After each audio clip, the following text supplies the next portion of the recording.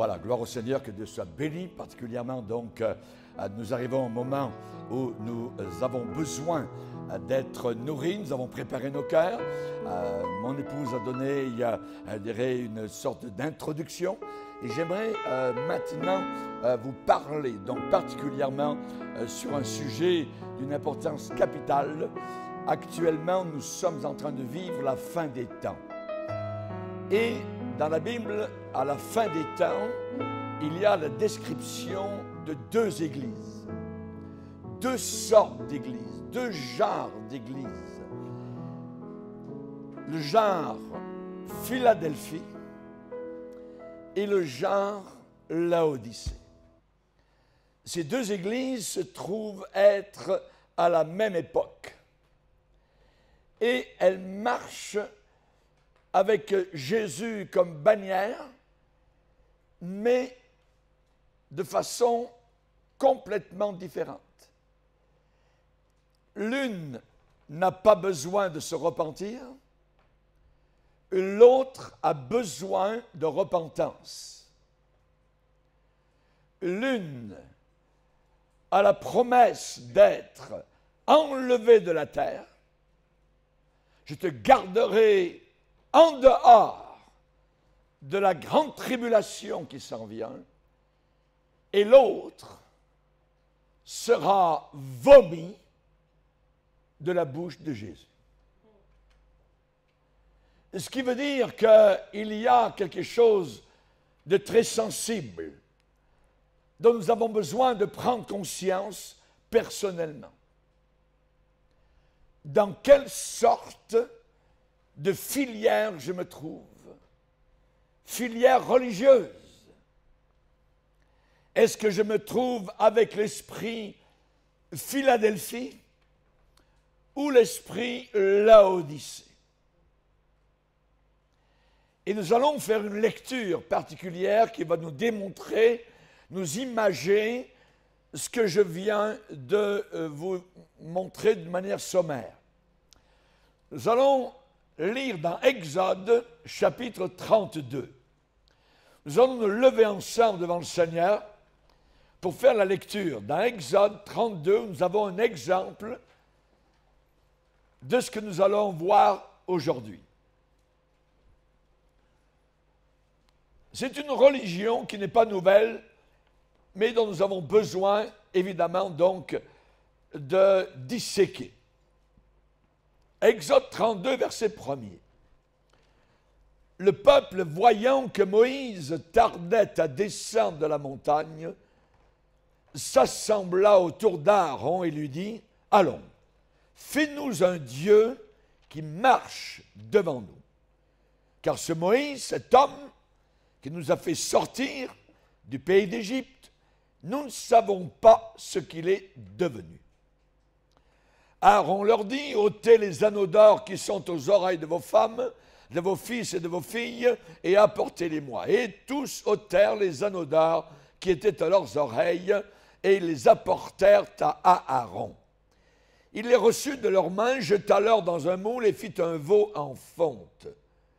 Ils dirent, « Israël, voici ton Dieu qui t'a fait sortir du pays d'Égypte. » Lorsqu'Aaron vit cela, il bâtit un autel devant lui. Et il s'écria, « Demain, il y aura fête en l'honneur de l'Éternel. » Le lendemain, ils se levèrent de bon matin et ils offrirent des holocaustes, des sacrifices d'action de grâce. Le peuple s'assit pour manger et pour boire, puis ils se levèrent pour se divertir. L'Éternel dit à Moïse, « Va, descends, car ton peuple que tu as fait sortir du pays d'Égypte s'est corrompu. Ils se sont promptement écartés de la voie que je leur avais prescrite. Amen. » Seigneur, Dieu Trinitaire, nous sommes devant toi. Nous sommes devant ce trône de gloire, ce trône de sainteté, ce trône de grâce, devant lequel nous désirons nous incliner et devant lequel nous voulons entendre ton conseil. veuille bénir ce pauvre prédicateur, ce pauvre pécheur, oint ses lèvres de ton Saint-Esprit, et que nous puissions entendre non pas la voix d'un homme, mais celle du Saint-Esprit.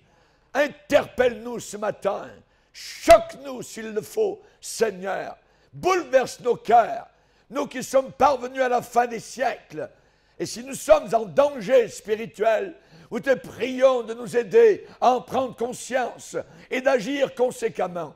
Nous te le demandons dans le nom puissant, le nom glorieux, le nom de celui qui est craint jusqu'au fond de l'enfer, le nom de Jésus-Christ de Nazareth, vivant, ressuscité et glorifié, et qui se prépare à descendre vers la petite planète Terre pour retirer de la terre son peuple fidèle. Au nom de Jésus, amen et amen. Et tout le peuple dit amen. Alléluia. Alléluia. On peut s'asseoir, frères et sœurs. Philadelphie, Laodicée. La religion du veau d'or n'est pas une religion nouvelle. La Bible en parle dans Exode 32. C'est un égarement. C'est une religion au nom de Dieu qui égare ceux qui sont à l'intérieur. C'est une église de divertissement. Toutes les religions dans le passé et le christianisme actuel de façon générale a été plus ou moins marqué de son empreinte. Dans l'histoire du passé et dans le monde religieux contemporain du XXIe siècle, nous avons encore cette adoration du veau d'or au nom de l'Éternel. Quelle belle cachette! Aujourd'hui, nous assistons au renversement de l'Église de Jésus-Christ. Satan travaille. Satan est religieux. Satan croit en Dieu. Il connaît la Bible. Il est capable de la citer à votre cœur. Et il l'a citée à Jésus-Christ en la tordant. Aujourd'hui, nous vivons dans un monde religieux de nouveautés. Qu'est-ce qu'on ne pourrait pas faire de nouveau? On veut changer, on veut modifier ce qui est établi. On appelle cela, bibliquement parlant, l'apostasie. Et le Saint-Esprit dit expressément que dans les derniers jours, beaucoup de personnes abandonneront la foi. Ça veut dire qu'ils avaient la foi biblique, mais ils vont l'abandonner pour se tourner vers des esprits séducteurs, avec toutes sortes de fausses doctrines diaboliques, dont l'une est de vivre en concubinage sans être marié. Ou une autre, que les homosexuels sont acceptés de Dieu. La Bible parle d'un état de choses qui sont arrivées au peuple d'Israël, et cela est décrit dans le Deutéronome et au chapitre 32. Et je cite, « Israël est devenu gras, et il a regimbé. Tu es devenu gras, épais et replet. Et il a abandonné Dieu, son Créateur. Il a méprisé le rocher de son salut. Ils ont excité sa jalousie par des dieux étrangers. Ils l'ont mis en colère par des abominations. Ils ont sacrifié à des démons qui ne sont pas Dieu, à des dieux qu'ils ne connaissaient point, nouveaux, venus depuis peu, et que vos pères n'avaient pas craint. Tu as abandonné le rocher qui t'a fait naître et tu as oublié le Dieu qui t'a engendré. » Deutéronome 32, verset 15. La religion du veau d'or est premièrement une religion d'idolâtrie. D'idolâtrie.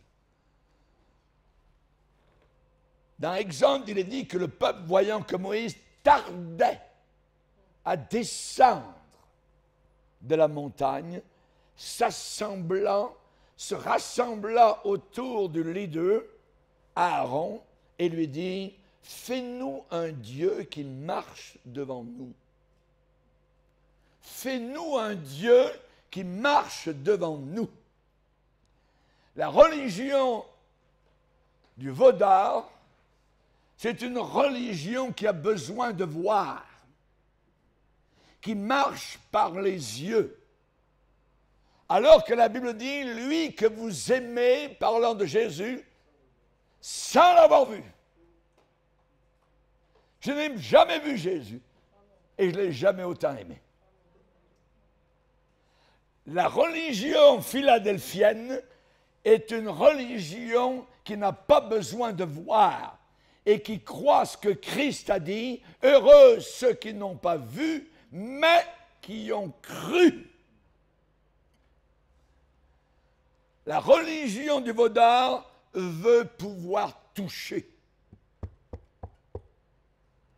Heureux ceux qui n'ont pas vu, ceux qui n'ont pas touché. Cette religion fausse est une religion de sens. Homme sensuel, n'ayant pas le Saint-Esprit. Alors que la Bible dit, celui qui a le Fils a la vie. Ça ne dit pas celui qui sent qu'il a le Fils. Celui qui par la foi a reçu Christ, s'est repenti à la croix. Celui qui a le Fils a la vie. Celui qui n'a pas le Fils de Dieu n'a pas la vie. Aucun musulman n'a le Fils de Dieu dans leur cœur. Aucun bouddhiste n'a le Fils de Dieu dans leur cœur.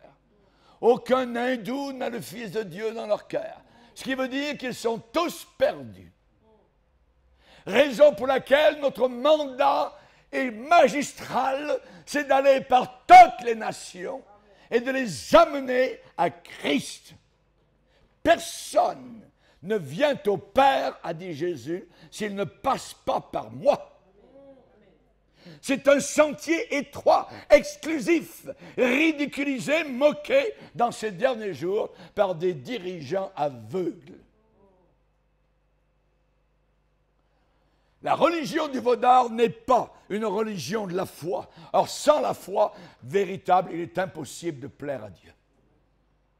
Quand je reviendrai, trouverai-je la foi, a dit Jésus, sur la terre.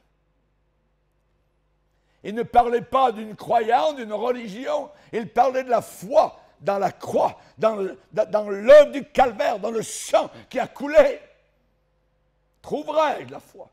Nous avons des chrétiens qui attendent un réveil mondial. Il n'y aura pas de réveil mondial, puisque la Bible dit, trouverai-je la foi quand je reviendrai? Il y a des gens qui attendent que le temple à Jérusalem soit reconstruit. Oh, regardez, d'autres attendent la vache rousse. Attends, une vache rousse. Est-ce que Paul a dit, quand vous verrez la vache rousse qui sera sacrifiée à Jérusalem, ça voudra dire que Christ est sur le point, à la porte? Jamais de la vie. N'attendons pas l'Antéchrist. Nous attendons le Christ. Il va revenir soudainement. Soudainement. Et l'apôtre Paul l'attendait au 1er siècle. 1er siècle. La religion du Vaudar n'est pas une religion de la foi. La foi véritable vient. Elle vient, elle arrive, elle s'en vient. D'où vient-elle? La foi vient de ce qu'on entend. Et ce qu'on entend vient de la parole de Christ. C'est là que la foi jaillit. La foi ne se balade pas dans les airs. « Oh, je ressens la foi. Ah, la foi est là-bas dans le coin. La foi, non! La foi vient de ce qu'on entend. Et ce qu'on entend vient de la parole de Christ. Plonge tes regards dans ce livre. La foi va jaillir. Mon juste vivra par la foi. Rappelez-vous, ce que Ève a vécu. C'est la religion des yeux. Voir. La femme vit que l'arbre était beau, agréable à la vue. Elle a marché par la vue. Quand je prends l'avion, je ne veux pas que le pilote marche par la vue. Je veux qu'il marche par ses instruments. Et la femme, Ève, elle a vu. Le diable l'a guidée à regarder. Regarde. Et elle a oublié la parole. Le fiat de Dieu. Dieu avait dit, le jour où vous en mangerez, vous allez mourir. Tu peux manger de tous les arbres qui sont dans le jardin, les milliers, les centaines de milliers d'arbres. Tu es libre, mais le jour où tu mangeras de cet arbre-là, tu vas mourir. Et le diable est arrivé et a susurré et a dit, non, Dieu est bien trop bon, vous ne mourrez pas. Il n'y a pas d'enfer, il n'y a pas de jugement, il n'y a pas de punition. Dieu est un Dieu d'amour, de miséricorde, ainsi de suite, blablabla, bla, bla, bla, voyez? Donc, elle a mis de côté la parole. Elle a commencé à marcher avec ses yeux. Et le moment où une église commence à marcher par ses yeux, ses sensations, les feelings, la fumée, avec les choristes qui se mettent à danser, ainsi de suite, avec les lumières qui tournent, vous êtes dans un bar. Vous n'êtes plus dans l'église de Jésus-Christ, dans l'église de l'apôtre Paul. Ce n'est plus la parole qui guide. On se sert de la parole à ce moment-là. Et on ne sert plus la parole de Dieu. Je sers ta parole dans mon cœur afin de ne pas pécher contre toi. Dieu dit, l'Église de Philadelphie marche avec la parole. Tu as gardé ma parole. Alors que Laodicée ne gardait plus la parole. C'était la splendeur, la grandeur, la richesse, le système de la prostituée. Quelle différence entre une épouse et une prostituée? La prostituée se montre. Elle montre ses formes, elle montre son corps. La prostituée spirituelle se montre aussi. Elle veut être grande, grandiose. Elle attire, elle séduit. Et ça, on le voit. La Bible enseigne qu'à la fin des temps, il y aura la montée d'une entité que la Bible appelle la grande prostituée.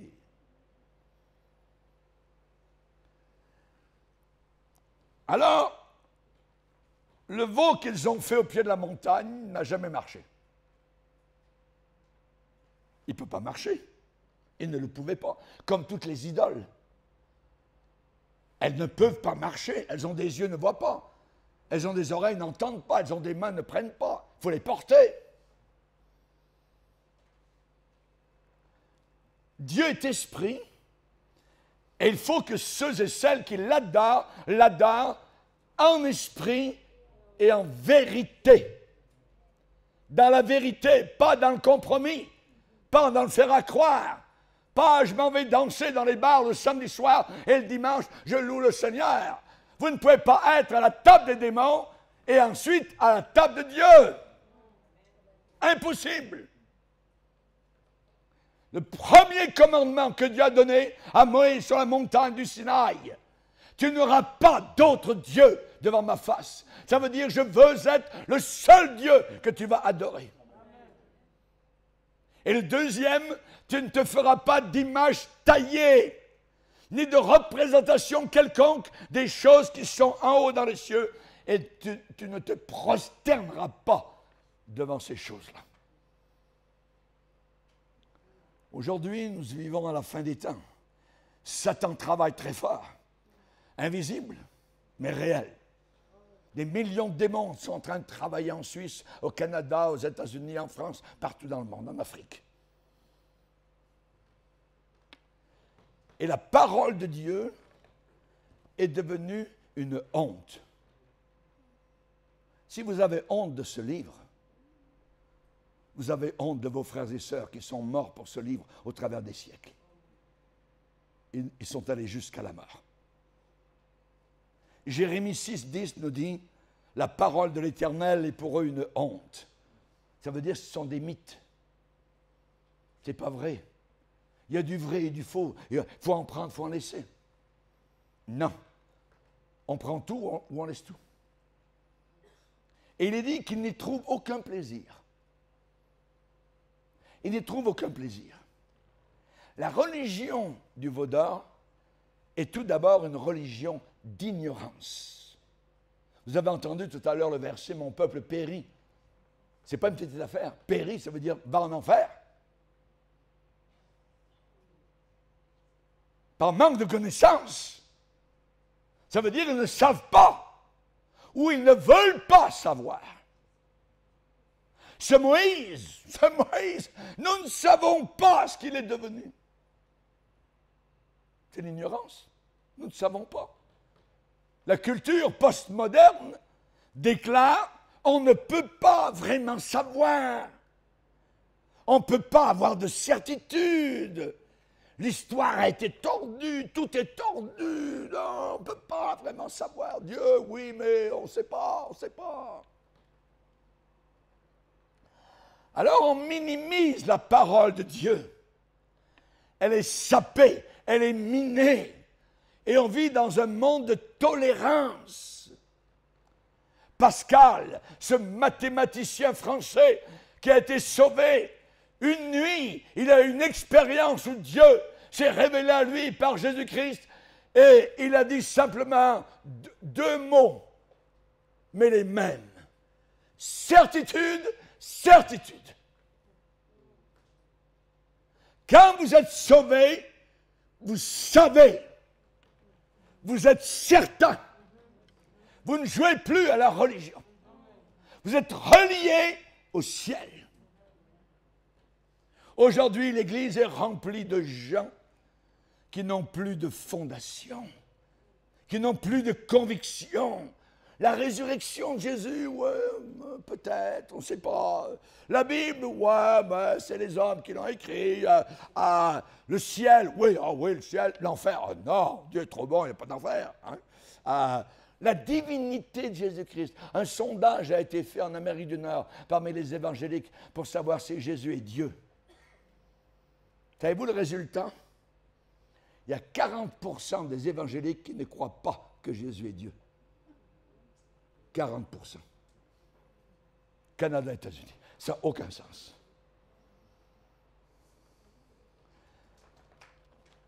Dans la parole de Dieu, dans la première épître de Jean, il est dit « Ce que nous serons n'a pas encore été manifesté.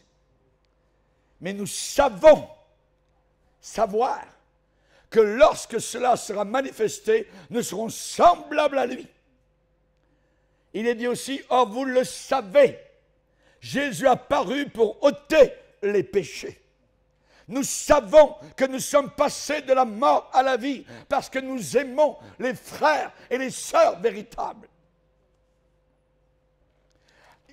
Jean continue. Nous savons que quiconque est né de Dieu ne vit plus dans le péché. Nous savons que nous sommes de Dieu et que le monde entier gît sous la puissance du diable.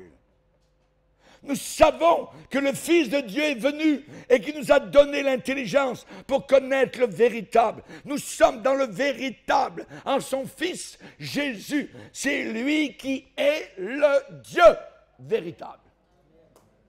Jésus est Dieu. Il est le Créateur.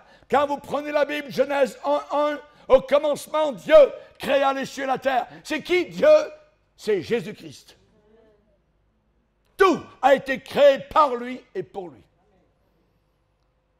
Religion du veau d'or est une religion d'ignorance. Nous ne savons pas. On ne sait pas ce que ce Moïse, cet homme, aujourd'hui nous ne savons pas ce Jésus, cet homme qui est venu, oui c'est un grand homme, un grand prophète. On ne sait pas vraiment. Dans les montagnes de la Californie du Nord, il y avait un diplômé d'université de Boston qui vivait dans une boîte de frigidaire. Imaginez. À côté d'une rivière. Et un jour, un pasteur l'a rencontré alors qu'il faisait de l'autostop. L'universitaire a décrit sa recherche frustrante pour connaître le sens de la vie.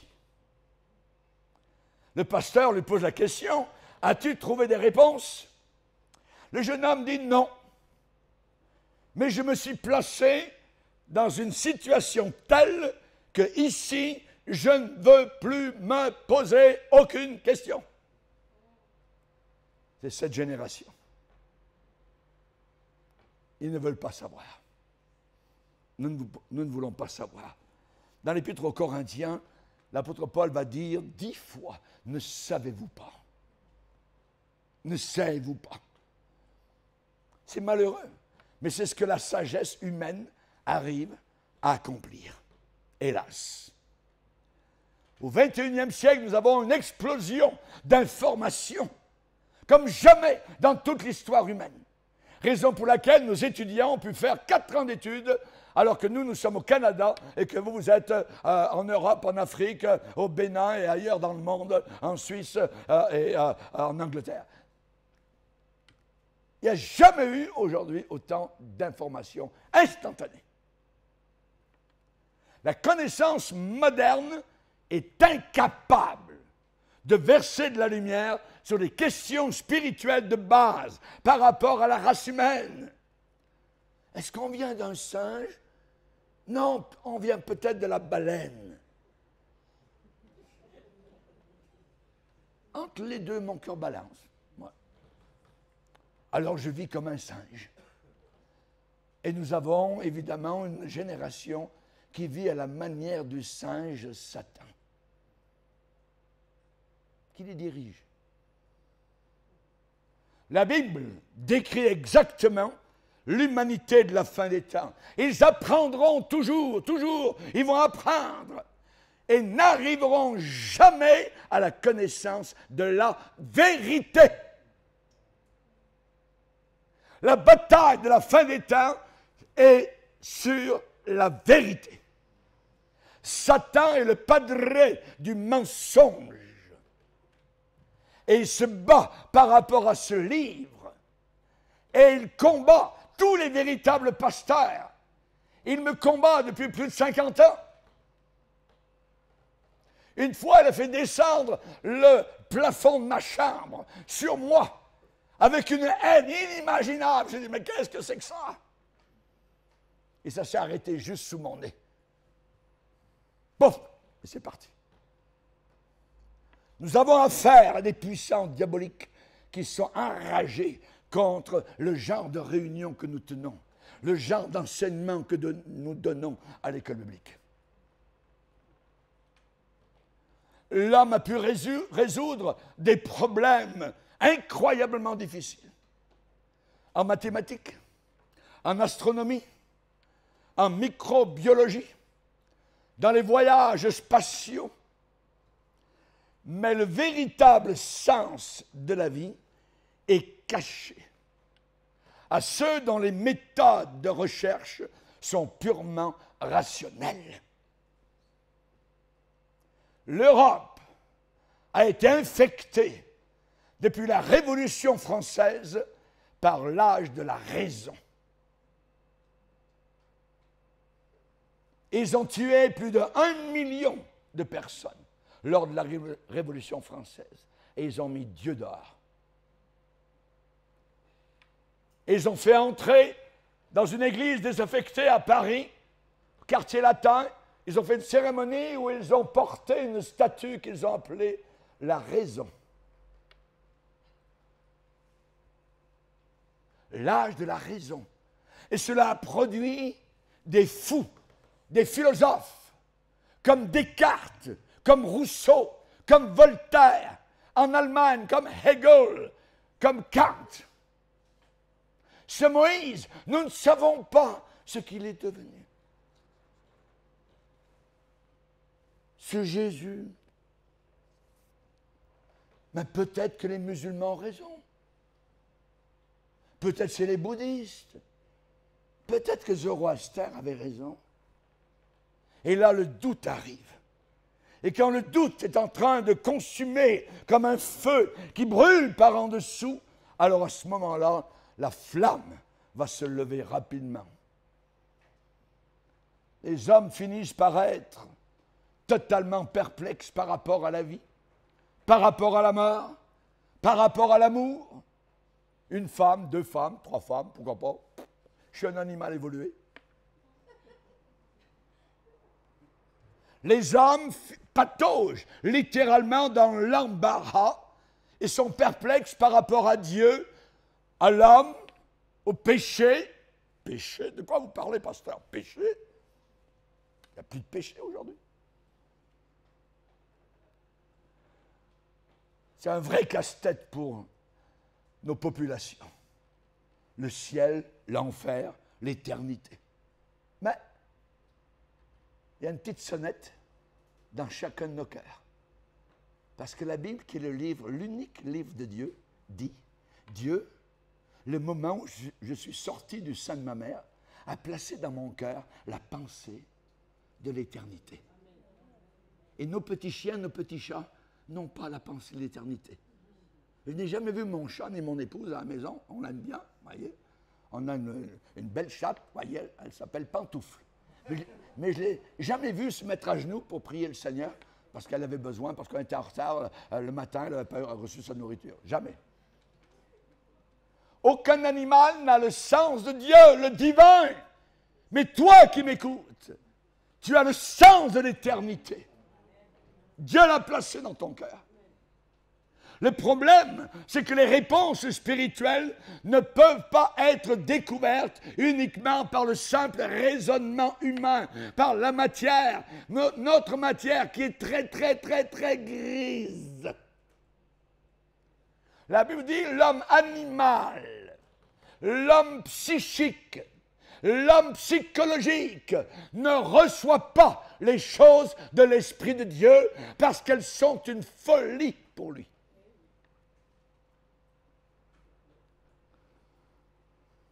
Nous ne savons pas ce que Moïse est devenu.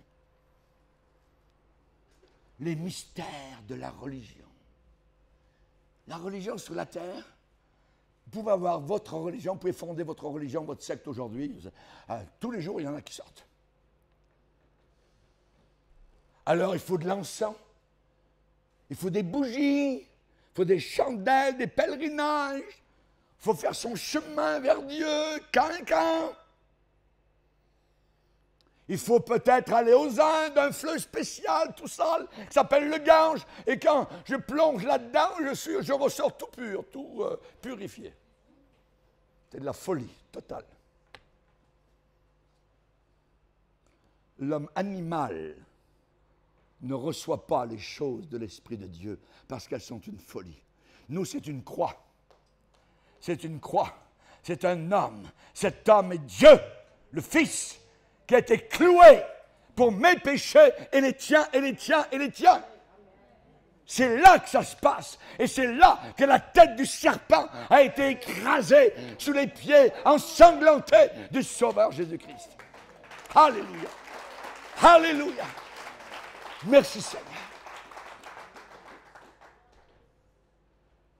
Dans la Bible, les mystères sont révélés. Les mystères ne restent pas mystères.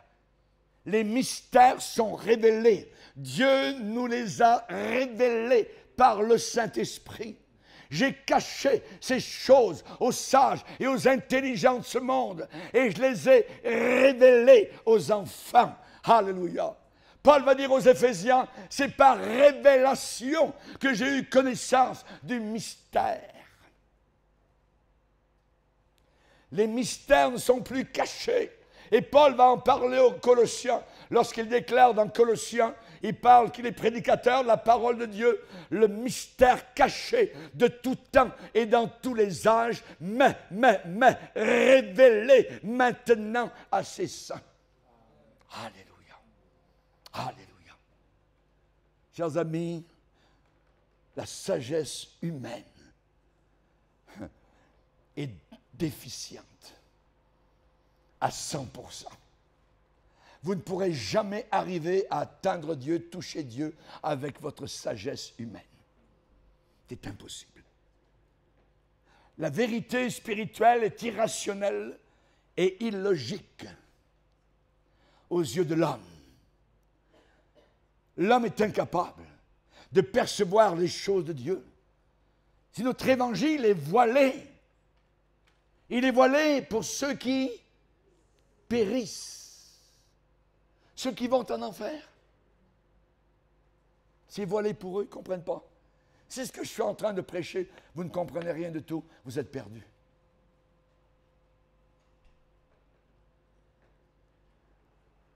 C'est la raison pour laquelle nous avons un instrument de bord sur la terre, appelé la Bible. C'est la raison pour laquelle la Bible est tellement importante. Elle nous donne des réponses exactes, vraies, que l'on ne peut pas découvrir nous-mêmes. La Bible, c'est la parole de Dieu pour l'humanité. Et malheur à celui qui ajoute quelque chose à ce livre-là. À la dernière page de ce livre, il est dit, si quelqu'un ajoute quelque chose à ce contrat, Dieu le frappera des fléaux décrits dans ce livre. Si quelqu'un retranche quelque chose de ce livre, Dieu retranchera sa part de l'arbre de la vie qui est dans la ville sainte, la nouvelle Jérusalem. Donc, c'est fini. À partir de Apocalypse 22, verset 11, il n'y a plus rien.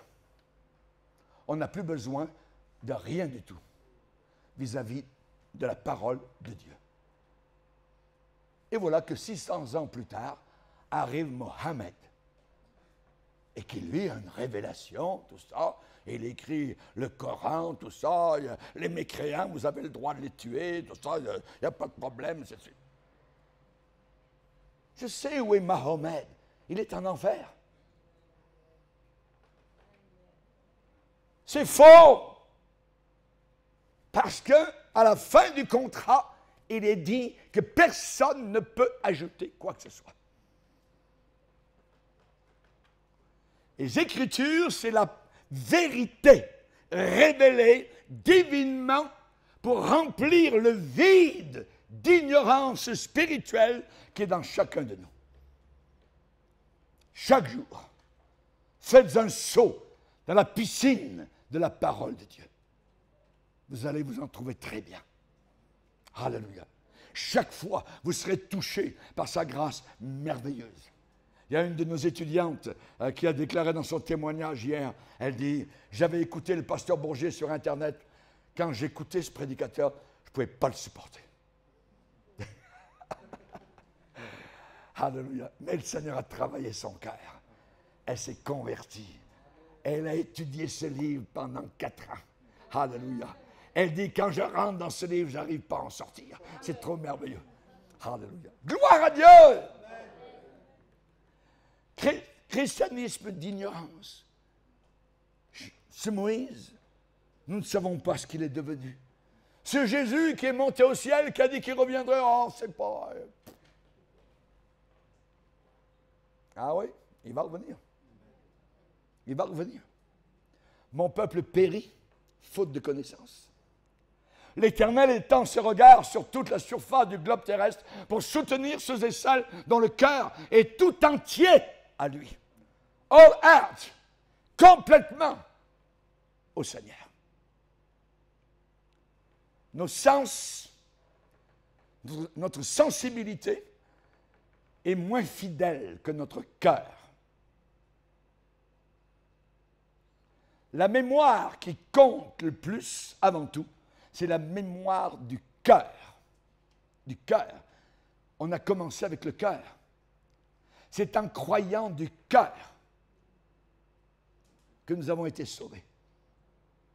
Si tu crois dans ton cœur que Dieu a ressuscité Christ d'entre les morts, tu seras sauvé.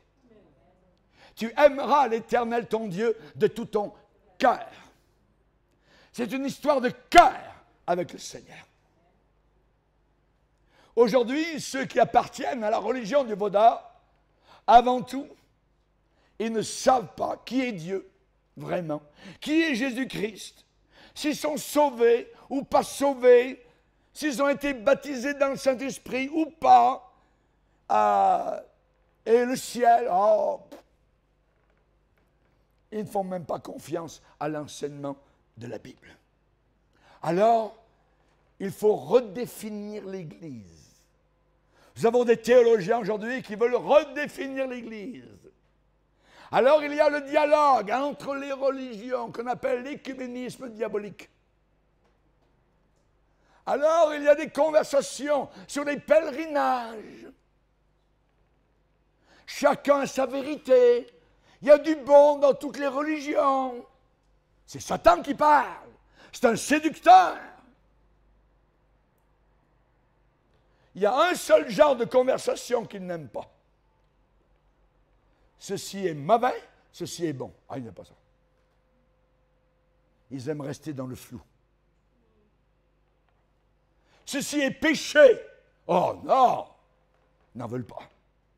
Et pourtant, la Bible dit, malheur à ceux qui appellent le mal bien et à ceux qui appellent le bien mal. Est-ce bien d'être un franc-maçon et d'être un chrétien? Les francs-maçons adorent le diable. Et ils infiltrent l'Église. Ils graissent la patte de certains pasteurs avec de l'argent pour qu'ils ne prêchent pas contre le péché, pour endormir l'Église. Ils n'aiment pas cette partie de la conversation. Et ils ont une langue de bois. Alors, la religion du Vaudor est une religion d'idolâtrie, une religion d'ignorance, mais une religion d'égarement. Voici ton Dieu qui t'a fait sortir du pays d'Égypte. C'est ce veau, regarde. C'est lui, ce Vaudor. C'est ça qui t'a fait sortir du pays d'Égypte. Tu es sorti de ta misère parce que tu étais intelligent. Tu es allé à l'université, tu as eu des diplômes. Tu es vraiment dans la société quelqu'un de bien et tout ça. C'est ça qui t'a fait sortir de ton péché. Jamais de la vie. Ou alors, tu as hérité de tes parents de beaucoup d'argent. Alors maintenant, tu peux vivre à l'aise, tout ça. Oui, mais ton cœur peut s'arrêter ce soir. Et ce que tu as amassé, ça sera pour qui? Saisissez la subtilité. Voici ton Dieu qui t'a fait sortir du pays d'Égypte. On ne parle pas de Baal, on ne parle pas d'Astarté, on ne parle pas d'autres faux dieux. On colle sur un veau l'étiquette du vrai Dieu. Aujourd'hui, on se sert de la Bible pour égarer les gens. Et vous avez des pasteurs avec des Bibles, des milliers de personnes qui sont en train d'égarer les autres avec la Bible. C'est très dangereux. La religion du Vaudor. Tu ne te feras pas d'image taillée. Et l'homme se taille une religion moderniste aujourd'hui. L'Église de Laodicée doit se repentir.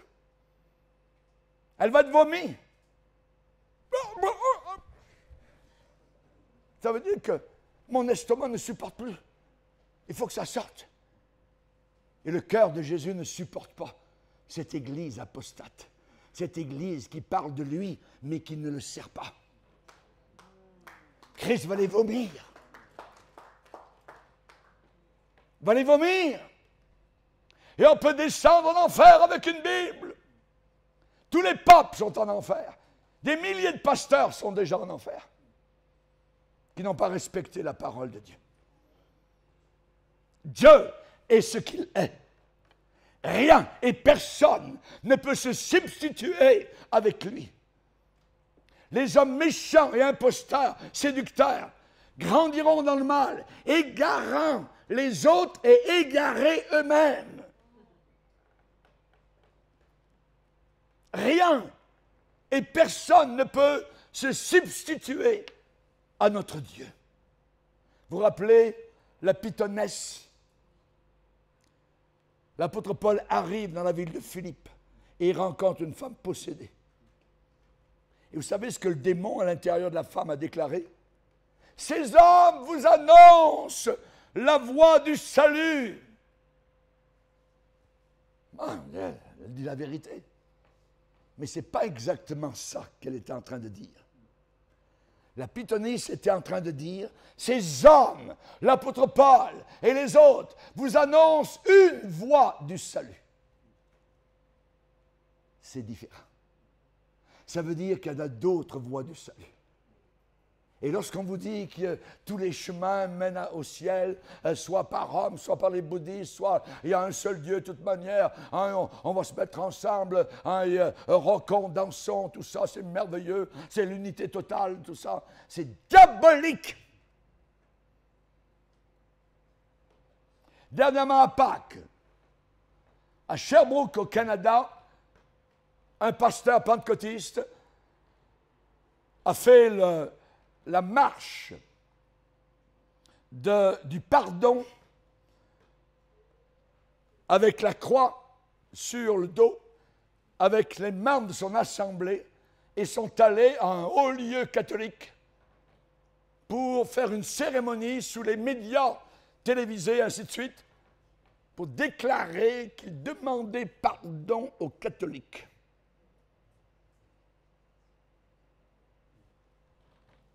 Vous demandez pardon à des gens qui sont dans l'erreur, à des gens qui prient Marie, à des idolâtres, à des gens qui croient en un lieu qui n'existe pas, le purgatoire, à des gens qui parlent aux morts, aux démons. Vous demandez pardon à ces gens-là? Moi, je suis un ancien catholique. J'ai été délivré de la religion catholique romaine. Et vous avez dans votre pays, en Suisse, ici, des grands réformateurs qui sont sortis de ce système qui est faux, mais qui est en train de rassembler toutes les religions du monde pour fermer ce que la Bible dit dans Apocalypse 17, la grande prostituée. Je vais demander pardon d'avoir connu la vérité? Jamais. Jamais. Mon sang va couler. Que mon bras sèche. Que ma langue s'attache à mon palais si je retourne à l'Église catholique romaine. Vous ne pouvez pas rester à l'intérieur de l'Église catholique romaine et continuer à vous soumettre à tout ce qu'ils enseignent et être sauvés. C'est impossible. Ou alors tous ces gens, les réformateurs, étaient faux et se sont trompés, royalement. Nous avons à côté de chez nous, pas très loin, une église pentecôtiste d'environ 5000 membres. Ils ont envoyé leur chorale pour chanter à Rome pour le pape.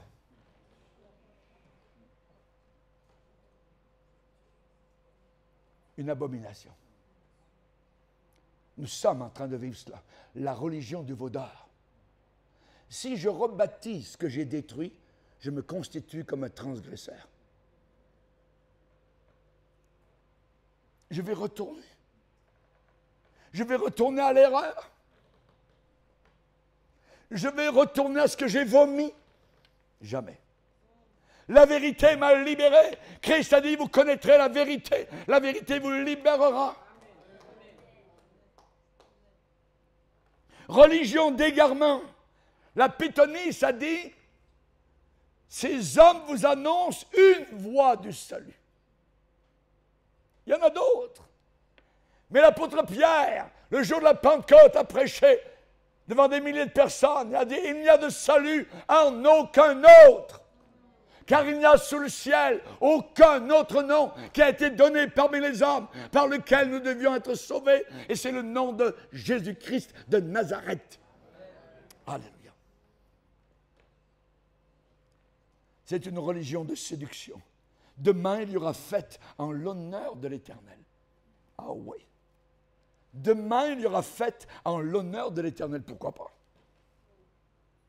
C'est le point de vue humain. Mais Dieu a dit, mes pensées ne sont pas vos pensées. La pensée de Dieu était toute différente. Dieu a dit, hé Moïse, ton peuple s'est corrompu, ma colère va s'enflammer contre eux, car ils se sont rapidement écartés de la voie que je leur avais prescrite. Tout ce qui est fait pour Dieu n'est pas nécessairement fait avec Dieu.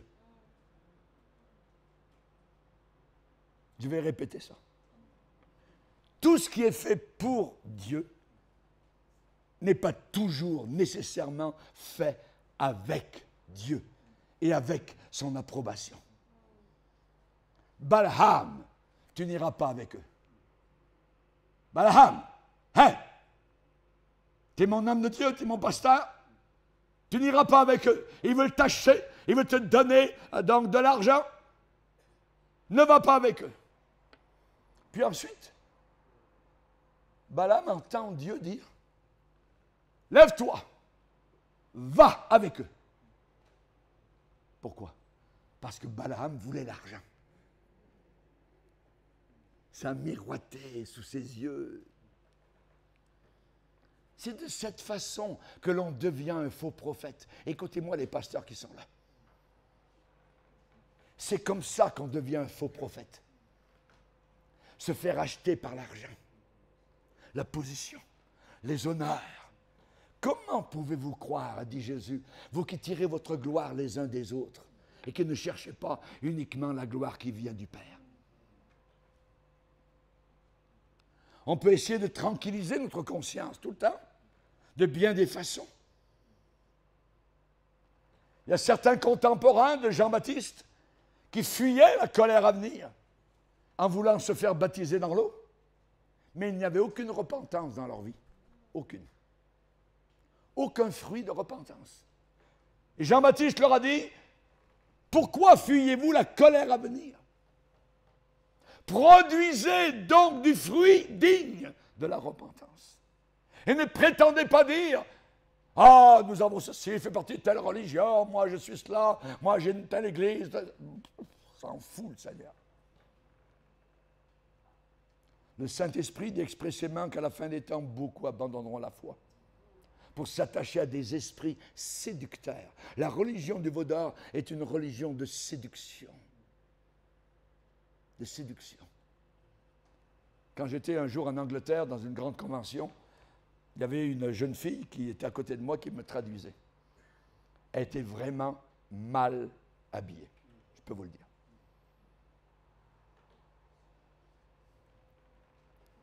Je lui ai adressé la parole. Je lui ai dit, tu es mal habillé. C'est pas bien de venir en avant comme ça. Elle me répond, mais pasteur, nous sommes faits pour séduire. Ah! Ça a été la seule, l'unique fois qu'elle m'a traduit. Je n'ai plus voulu la voir. Nous sommes faits pour séduire.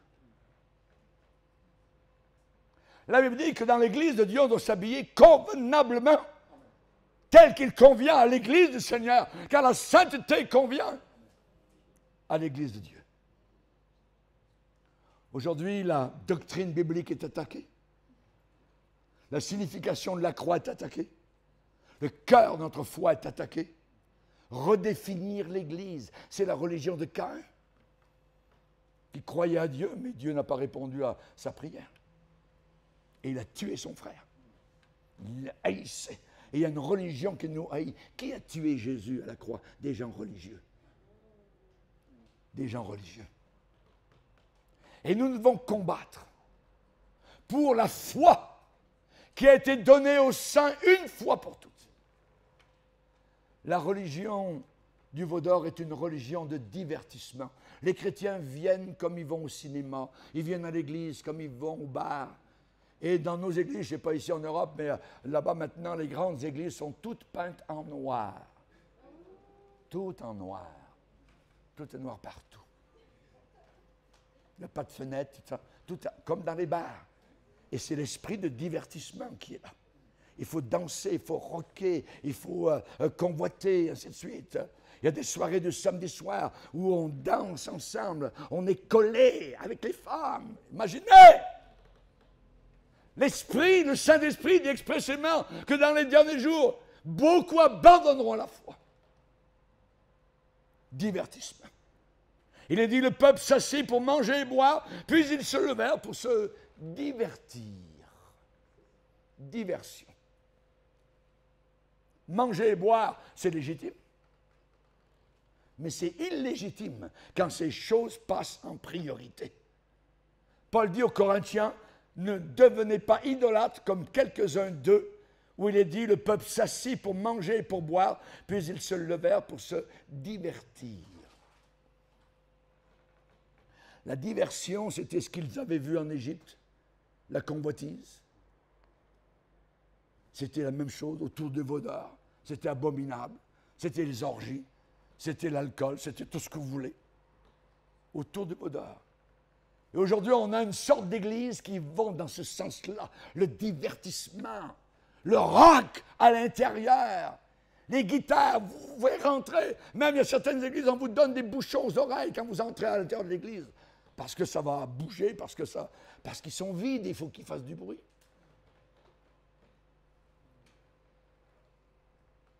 Jésus a dit, il en sera comme du temps de Noé. Mon maître tarde à venir. L'enlèvement. Oh. Chers amis, il y a une prophétie de la Bible dans Ésaïe où il est dit, qui concerne la fin des temps, il est dit, nous mangerons notre pain à nous et nous nous vêtirons de nos habits à nous, mais fais-nous seulement porter ton nom. Ça veut dire, on veut manger notre sorte d'évangile à nous. On veut porter non pas la justice qui vient de la croix, on veut porter nos habits à nous, des habits tout troués comme Bartimée en avait à Jéricho. C'est ça qu'on veut porter.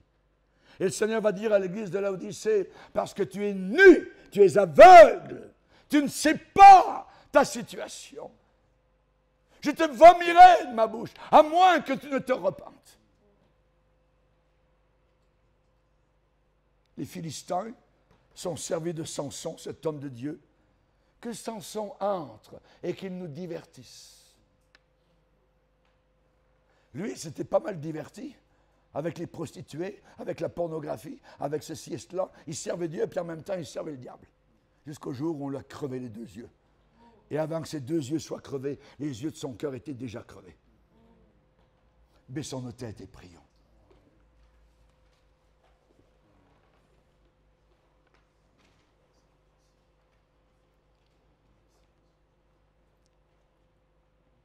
Seigneur,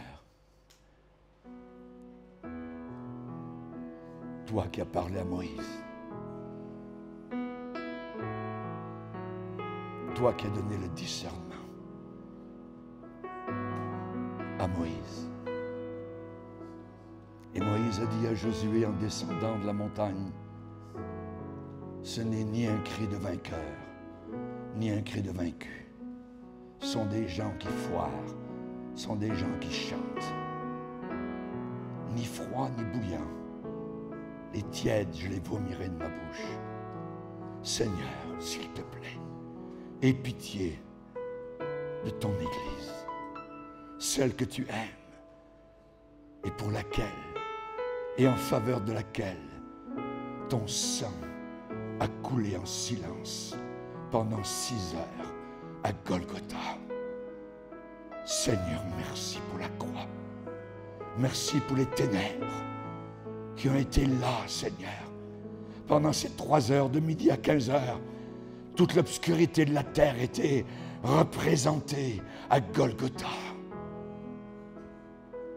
Là où Christ souffrait, là où Christ buvait l'absinthe, le péché, là où il buvait jusqu'à la lie, la pourriture, la saleté, la perversion de nos cœurs, de nos vies, de nos âmes.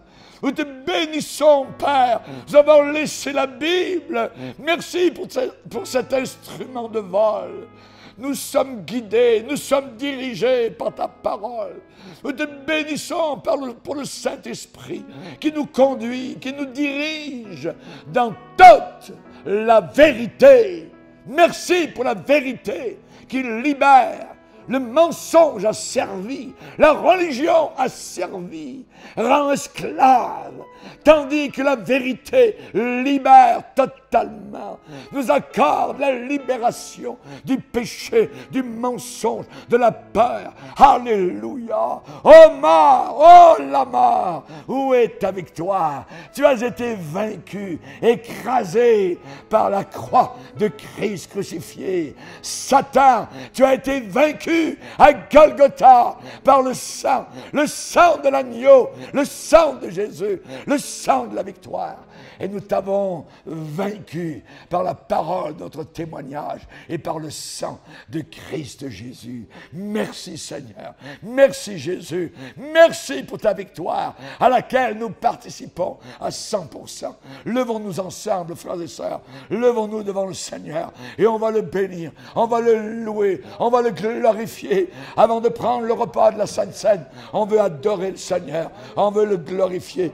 Commençons à élever nos voix devant le Seigneur, élevons nos mains devant Dieu, glorifions le Seigneur. Alléluia, alléluia, alléluia.